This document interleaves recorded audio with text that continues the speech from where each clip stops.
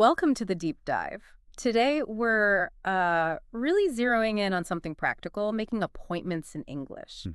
We've got this great source material. Actually, it's a script from an English learning podcast, Right. and it's designed to help learners handle, doctor's visits, work meetings, even booking a haircut. All those everyday things. Exactly.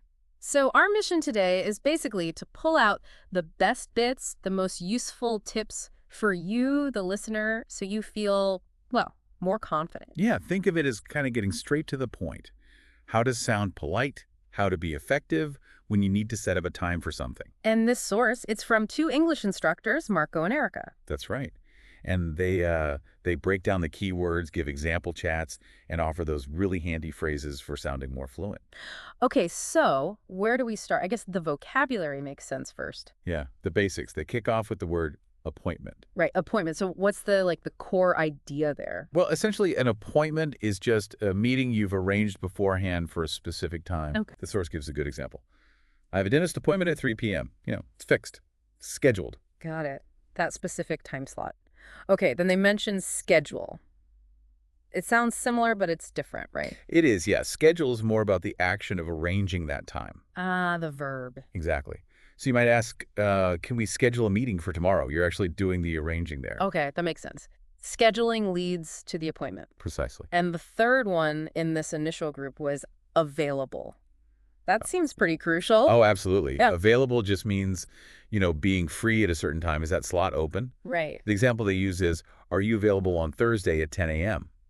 It's that fundamental question you ask when trying to find a time that works. Okay, yeah. Appointment, schedule, available, solid start. Definitely. So to see how these actually work together, the source gives us this sample conversation. It's someone calling a clinic, Green Valley Clinic, and talking to the receptionist. Yeah, and it's a really good example because it flows so well, it's polite. So how does the caller start? They start very smoothly, very considerately. They say, "Hi, I'd like to make an appointment with Dr. Martin, please. I noticed that I'd like to."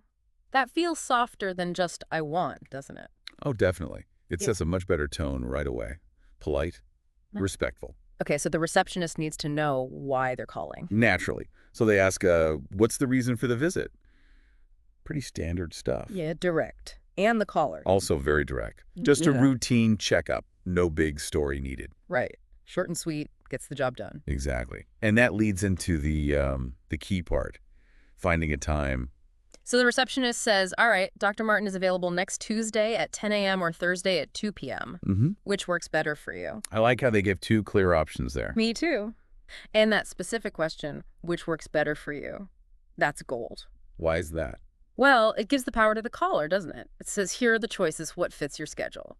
It feels collaborative. Yeah, I see that. Huh? Less like being told when to show up. Right. And the caller's response is super clear. Just Tuesday at 10 is perfect. Done. Yep. No messing about. Which brings us to the confirmation. Crucial step. Always need confirmation. So the receptionist says, "Great, you're all set for Tuesday at 10 a.m." You're all set. That's a key phrase. And then adds, "Please arrive 10 minutes early. Important detail." Very important, especially for first visits or, paperwork. Standard advice. And the caller finishes politely too. "Will do. Thank you." Nice and tidy end to the call. Exactly. It's a short dialogue, but it's packed with useful bits. So the instructors, Marco and Erica, they then kind of pull out the main lessons from this chat. They do. They circle back, first of all, to, I'd like to make an appointment. Right, reinforcing that polite opener. Yeah. They stress how versatile it is. Yeah. It works for the doctor, the hairdresser, a business meeting, pretty much anywhere. Okay. And what else do they highlight from the dialogue? The question, which works better for you? Yes, the collaborative one. Exactly. It's just a great way to offer choices without sounding pushy. Respects the other person's time. Makes sense. And the final key bit from that specific dialogue? Was, you're all set. A confirmation phrase. Yeah, it gives that sense of completion. Like, okay, it's booked, it's done. You don't need to worry about it now. Right, peace of mind. Okay, so that covers the dialogue analysis. But then the source gives more general phrases too for building fluency. Yes, exactly. These are super useful for sounding a bit more natural, more confident in various situations. Okay, what's the first one? It's a way to ask about times more broadly. Do you have anything available on? And then you'd add the day or time like the example they give. Do you have anything available on Friday afternoon? Precisely. Yeah. It gives them a bit more room to look, maybe if your first choice isn't free. More flexible. Good one. Okay, what if things change? You have an appointment, but something comes up. Ah, the dreaded reschedule. The phrase for that is simply, can we reschedule? And they give an example with an apology first. Yeah, which is always good form. I'm Yeah. sorry, can't make it. Can we reschedule? Polite, clear request. Got it. Okay, another one they mentioned. Let me check my calendar. Yes. This is usually said by the person receiving the call or the one setting the appointment. Right. It's like a polite pause. Exactly. It signals, okay, I need a second to look without just, awkward silence. Sounds professional. Buys you a moment.